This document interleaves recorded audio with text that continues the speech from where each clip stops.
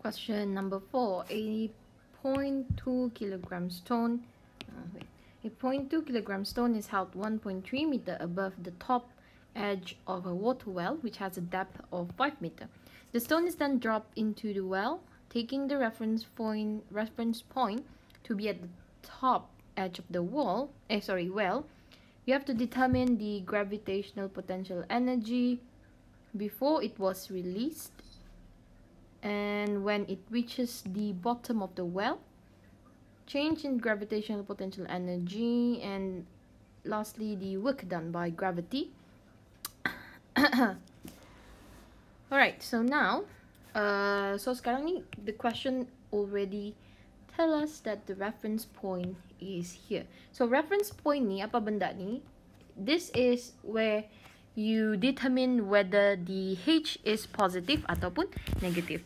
Okay, so sekarang ni reference point dia di sini. So kita boleh letak anything that is going down, anything that is below the reference point will be negative, and anything above will be positive. Okay, so sekarang ni negative, this is positive. Yang ni zero lah, yang sudah kita tulis di sini.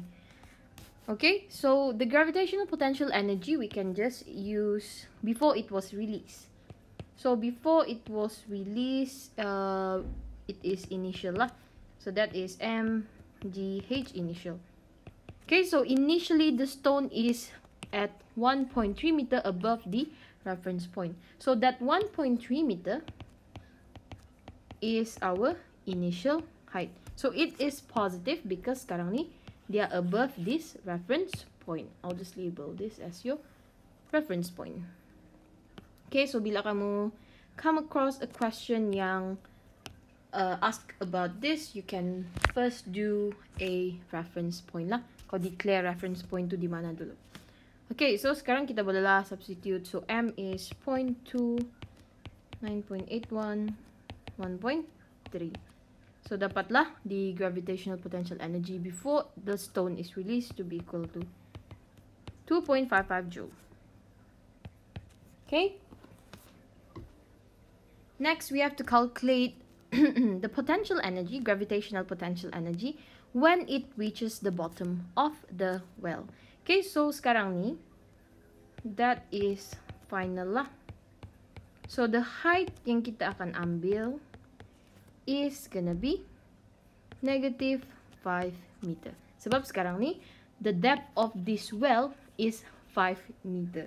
Kita consider until they reach the bottom of the well, which is 5 meter lah, gitu. Okay? So, kenapa kita tidak tambah 1.3? Because we have already declared our reference point here is equal to 0. So, apa-apa pun kita akan start tengok dari reference point ke bawah. Okay, dari reference point ke atas. And then, sama juga untuk yang final tadi, kita tengok yang ke bawah lah. Macam tu.